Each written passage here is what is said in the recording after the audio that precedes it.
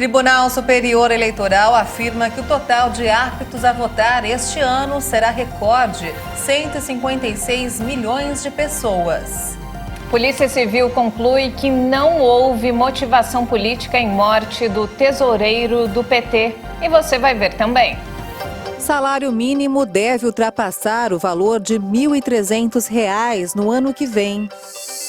Pandemia causa maior queda de cobertura vacinal de crianças nos últimos 30 anos. Onda de calor provoca incêndios em países da Europa. Estados Unidos vão retomar os voos para a Estação Espacial Internacional com a Rússia. Agora no Jornal das 18h30. Olá, boa noite. São 18h31 pelo horário de Brasília. Boa noite. Você acompanha agora as principais notícias do Brasil e do mundo desta sexta-feira. O Tribunal Superior Eleitoral informou hoje que 156 milhões e 400 mil eleitores estão aptos a votar nas eleições de outubro, número recorde na história eleitoral do país. Serão mais de 9 milhões de eleitores a mais que em 2018. Contribuíram para esse aumento os jovens de 16 e 17 anos e as pessoas com mais de 70, faixas etárias que não são obrigadas a votar. Em relação às eleições de 2018, houve um crescimento de 6,21% no número de pessoas aptas a votar. Após uma intensa campanha do TSE, que envolveu influenciadores digitais, artistas e políticos, o eleitorado de jovens de 16 e 17 anos cresceu 51,13%, o equivalente a 716.164 eleitores. Houve ainda um aumento significativo dos eleitores com mais de 70 anos, de 23,82%. Agora são 14 milhões e 800 mil pessoas que podem votar. A maior parte é formada por mulheres, o equivalente a 82 milhões e 300 mil eleitoras, que representam 52,65% do total. Os homens são 74 milhões. Quase metade dos eleitores está no Sudeste. Na sequência, vem o Nordeste, Sul, Norte e Centro-Oeste. O maior colégio eleitoral do país é São Paulo, com mais de 34 milhões de pessoas, ou seja, 22,16% do eleitorado. As 5 cidades com os maiores colégios eleitorais do país são São Paulo, Rio de Janeiro, Brasília, Belo Horizonte e Salvador. E o Tribunal Superior Eleitoral anunciou que pesquisadores da USP vão testar o nível de segurança das mais recentes urnas eletrônicas adquiridas pela Justiça Eleitoral. A medida veio logo após as declarações do ministro da Defesa, Paulo Sérgio Nogueira, que pediu que amostras das novas urnas eletrônicas passassem por teste público de segurança para garantir transparência às eleições deste ano. A avaliação dos novos modelos deve ocorrer até o próximo mês. Segundo o TSE, os pesquisadores tentarão quebrar o sigilo e alterar a destinação de votos, além de simular possíveis formas de ataque aos programas e equipamentos que compõem o sistema eleitoral. Ainda de acordo com a Corte, a ação será semelhante ao último teste público de segurança do sistema eletrônico de votação, que foi realizado na versão anterior dos equipamentos.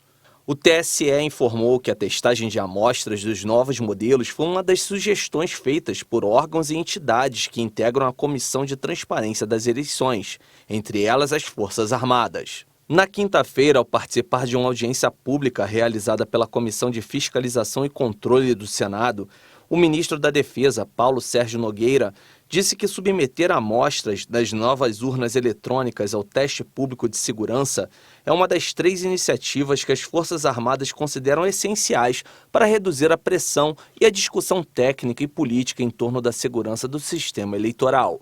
De acordo com o TSE, mais de 70% das sugestões apresentadas ao órgão foram acolhidas e serão colocadas em prática já nas eleições deste ano. A Polícia Federal decidiu reforçar a segurança dos candidatos à presidência na eleição deste ano. O esquema deve contar também com a participação das polícias civil e militar dos estados. A Polícia Federal decidiu acionar as forças estaduais para reforçar os cuidados com a segurança de presidenciáveis na eleição. A direção do órgão orientou suas 27 superintendências regionais a fazerem contato com as secretarias de segurança nos estados para mobilizar o reforço. A PF é diretamente responsável pela proteção dos candidatos à presidência, com exceção do presidente Jair Bolsonaro, que fica sob os cuidados do GSI, que é o Gabinete de Segurança Institucional. No comunicado, a direção da Polícia Federal ressalta o acirramento dos ânimos entre os correligionários. O documento foi elaborado no final de junho, ou seja, antes do assassinato de Marcelo de Arruda em Foz do Iguaçu. No dia 9 de julho, o militante petista foi morto por um apoiador de Bolsonaro durante a festa de seu aniversário de 50 anos em um clube na cidade. E ainda falando sobre o assunto, a Polícia Civil do Paraná concluiu que o assassinato do tesoureiro do PT em Foz do Iguaçu não teve motivação política. Marcelo Arruda foi morto a tiros durante sua festa de aniversário no último fim de semana. Segundo a delegada responsável pelo caso, o motivo foi torpe, ou seja, banal.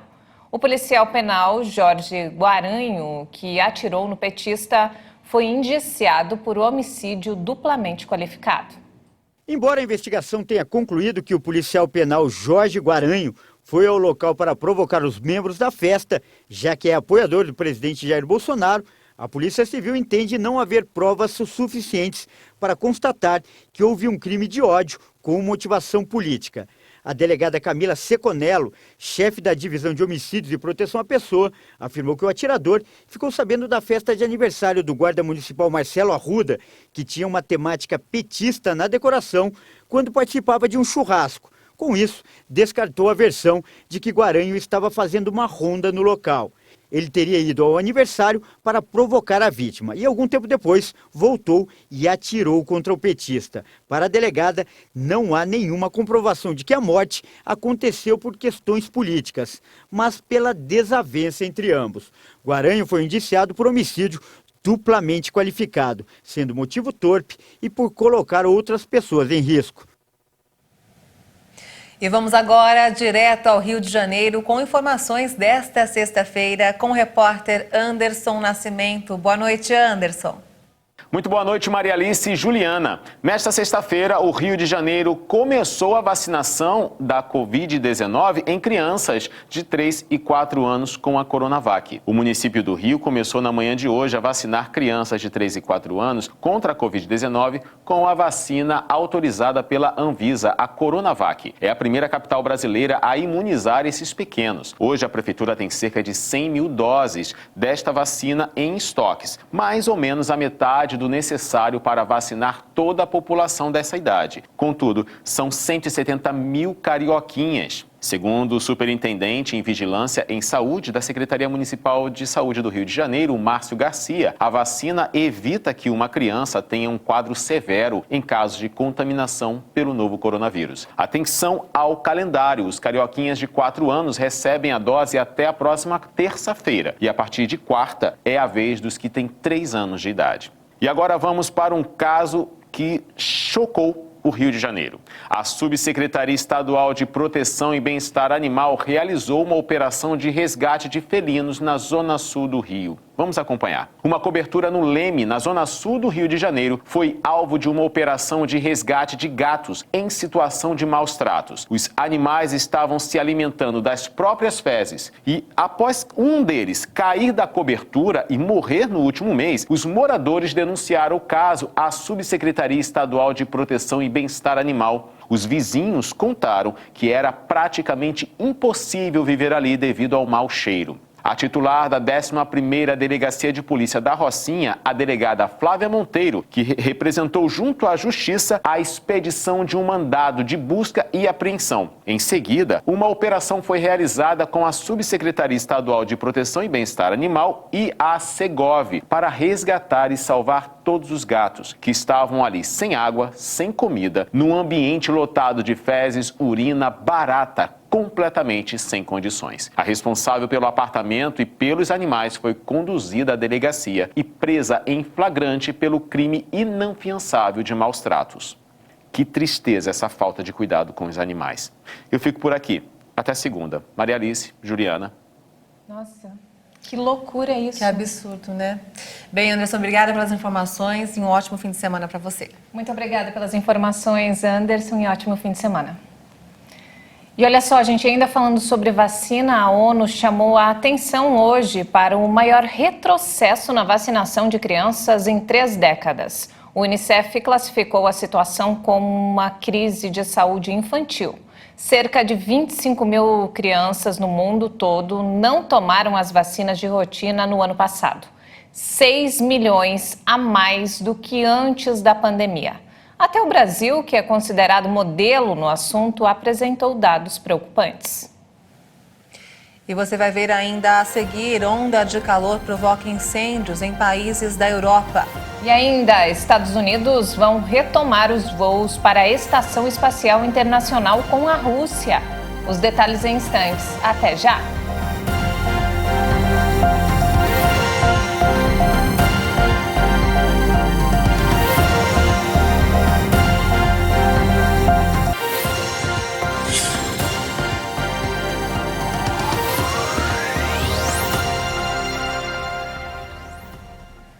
Estamos de volta, são 18 horas e 44 minutos pelo horário de Brasília. E olha só, o salário mínimo deve ultrapassar o valor de R$ 1.300 no ano que vem. A projeção é feita com base na expectativa da inflação para 2023, feita pelo Ministério da Economia. O Ministério da Economia reduziu de 8,1% para 7,4% a expectativa de alta do INPC, que é o Índice Nacional de Preços ao Consumidor. O indicador é responsável por medir a inflação das famílias mais pobres e serve como base para o reajuste do salário mínimo e das aposentadorias. Caso o avanço se confirme, o valor do salário mínimo pago aos trabalhadores brasileiros subirá dos atuais R$ 1.212 para R$ 1.301,81, um aumento de R$ 89,81. Na estimativa anterior, o salário mínimo saltaria para R$ 1.310,17, um aumento de R$ 98,17. O valor é maior que o previsto na Lei de Diretrizes Orçamentárias de 2023, aprovada pelo Congresso Nacional na última terça-feira. Pela proposta, o salário mínimo de 2023 será de R$ 1.294. As estimativas de que a inflação será menor em 2022 são justificadas pela redução das alíquotas do ICMS sobre a gasolina e a energia elétrica. Mas esse alívio só deve ser sentido no bolso das famílias até o final de 2022. E vamos agora ao mercado financeiro. O dólar fechou em queda nesta sexta-feira, acompanhando o desânimo da moeda no exterior depois de um salto recente, embora tenha avançado na semana em meio a preocupações com possível recessão global. A moeda norte-americana caiu 0,54% e encerrou o dia cotada a R$ 5,40 na venda. O Ibovespa, o principal índice da Bolsa de Valores de São Paulo, a B3, fecha em alta hoje com a trégua nos mercados externos. O indicador subiu 0,45% a 96.551 pontos. A economia chinesa sofreu uma forte queda no segundo trimestre de 2022, a ponto de registrar o seu pior desempenho desde 2020. A desaceleração é fruto das restrições sanitárias por causa da Covid-19 e da crise que afeta o setor imobiliário do país. A segunda maior economia do mundo teve um crescimento anual de 0,4% entre abril e junho, após ter registrado 4,8% no primeiro trimestre. Este é o valor mais baixo desde o primeiro trimestre de 2020, quando a Covid paralisou as atividades na China, provocando uma queda de 6,8% no PIB. A desaceleração ocorreu depois que a maior cidade da China, Xangai, foi confinada por 2 meses para conter um surto de Covid-19, interrompendo as cadeias de suprimentos e causando o fechamento de fábricas. Pequim insiste em manter a política zero Covid, que visa erradicar surtos do vírus por meio de quarentenas e testes em massa, e essa rigidez atingiu duramente a economia. A China registrou apenas uma contração econômica nas últimas décadas, e os analistas esperam que, com os números mais recentes, o crescimento para este ano seja de cerca de 4%, abaixo das previsões iniciais. O país estabeleceu uma meta de crescimento do PIB de cerca de 5,5% para este ano, mas muitos economistas duvidam que seja alcançado. Esse valor de crescimento seria o menor para a China desde o início dos anos 1990, com exceção do período de Covid. Os dados aumentam os temores de uma recessão global, à medida que as autoridades aumentam as taxas de juros para conter a inflação, ampliando as dificuldades. E olha só, os serviços ligados ao turismo ficaram 41,39% mais caros em junho, na comparação com o mesmo mês do ano passado. O levantamento foi feito pela Federação do Comércio de Bens, Serviços e Turismo do Estado de São Paulo. A passagem aérea teve a maior variação em 12 meses, 122,40%. O crescimento foi justificado pela alta temporada no período do recesso escolar. Outros fatores que influenciam a inflação do setor é o custo do querosene e do dólar, a limitação de assentos em aeronaves e a dificuldade de mão de obra pelas empresas. Na variação mensal, as passagens aéreas tiveram destaque, com 11,32%, seguido pelos preços dos cinemas, teatros e concertos e o custo do pacote turístico. Os únicos que registraram queda foram o aluguel de veículos e ônibus interestadual. A cadeia de turismo foi puxada negativamente pela alta expressiva das passagens aéreas. O voo da companhia Delta é o mais recente sinal da falta de colaboradores que colapsou o serviço de bagagens. A medida criativa, chamada de Airmagedon, voou com 1.000 malas perdidas e 0 passageiros de Londres para os Estados Unidos em resposta aos voos cancelados e às reclamações de bagagens perdidas pelas autoridades aeroportuárias. A Delta e outras companhias aéreas dos Estados Unidos foram atingidas nesta temporada de viagens de verão, causando o cancelamento de quase 30.000 voos. A companhia divulgou nesta quarta-feira, dia 13, lucros bem abaixo do que o previsto devido à alta dos combustíveis. Mísseis russos voltaram a atingir estruturas civis na Ucrânia hoje. Enquanto isso, os líderes do G20 reunidos na Indonésia criticaram a invasão russa e responsabilizaram o país pelos impactos na economia de todo o mundo. Mais uma vez, áreas civis foram bombardeadas na Ucrânia pelas forças de Vladimir Putin. Instituições de ensino foram atingidas na cidade de Mykolaiv. Autoridades ucranianas disseram que pelo menos 10 fortes explosões foram ouvidas na cidade hoje de manhã. 2 pessoas ficaram feridas na Universidade Nacional. Os bombeiros buscam sobreviventes nos destroços. Outra universidade e uma escola também foram atingidas. Entre as vítimas está uma menina de 4 anos. Um dos mísseis acertou uma praça lotada. Um hospital e 2 centros comunitários também foram destruídos. 45 pessoas foram internadas em estado grave e ainda há desaparecidos. O Ministério da Defesa russo disse que mirou e acertou um prédio onde militares ucranianos estavam. A Rússia não reconhece qualquer erro ou crime de suas forças armadas na Ucrânia e garante sistematicamente que atinge apenas alvos militares.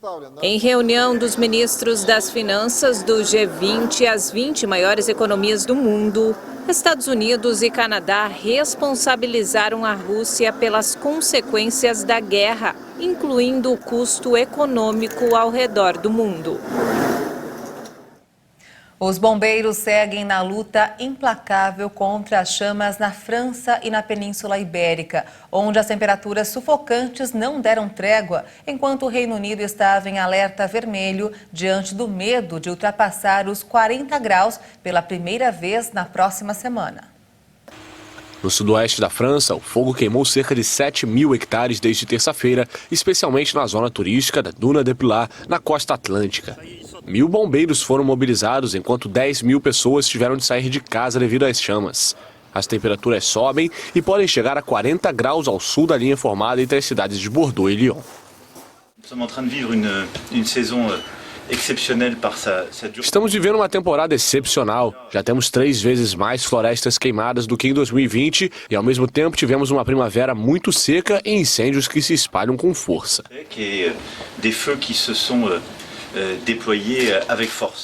Na Espanha, na região da Extremadura, milhares de hectares foram destruídos desde o início da semana. Do outro lado da fronteira, em Portugal, 2.000 bombeiros lutam contra 4 grandes incêndios no norte e no centro do país, onde uma pessoa morreu. Os termômetros na Península Ibérica ultrapassaram os 40 graus Celsius nos últimos dias. Mais ao norte, a Grã-Bretanha emitiu um alerta vermelho para calor extremo pela primeira vez para segunda e terça-feira. Não é fácil atribuir quaisquer condições de alta pressão e ondas de calor diretamente às mudanças climáticas. Mas o que sabemos e o que vimos é que as ondas de calor estão se tornando mais frequentes, mais prevalentes e as temperaturas também estão se tornando mais extremas. Podemos atribuir essa relação por longos períodos de tempo à mudança climática. Esta é a segunda onda de calor a atingir a Europa em menos de um mês. O problema não é exclusivo do velho continente. Uma pessoa morreu devido aos violentos incêndios no norte de Marrocos, na África.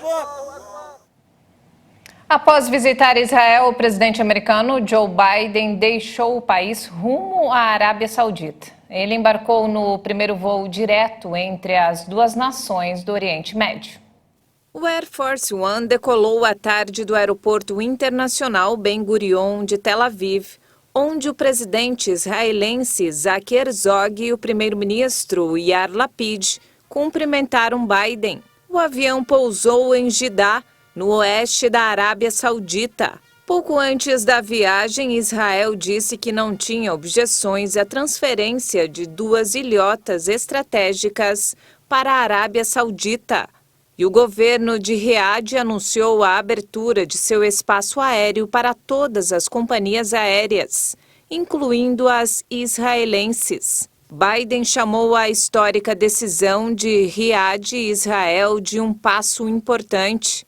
Em Jeddah, ele vai se reunir com o príncipe herdeiro saudita Mohammed bin Salman, mas, segundo a Casa Branca, apenas como parte de negociações com uma delegação. Biden deve se encontrar com governantes árabes do Conselho de Cooperação do Golfo reunidos na cidade saudita para discutir os preços voláteis do petróleo.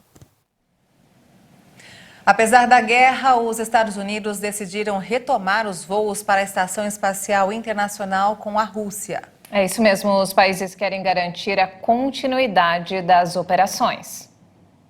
O acordo é do interesse da Rússia e dos Estados Unidos e promoverá o desenvolvimento da cooperação do programa da Estação Espacial Internacional, que facilitará a exploração do espaço sideral para fins pacíficos. A NASA e a Roscosmos, parceiras principais da Estação Espacial de 2 décadas, buscam há anos renovar voos tripulados integrados de rotina como parte da aliança civil de longa data das agências. Os primeiros voos integrados sob o novo acordo ocorrerão em setembro deste ano. E o Jornal das 18h30 fica por aqui. Você acompanha outras informações durante a nossa programação. Obrigada pela companhia e ótimo fim de semana para você. Boa noite.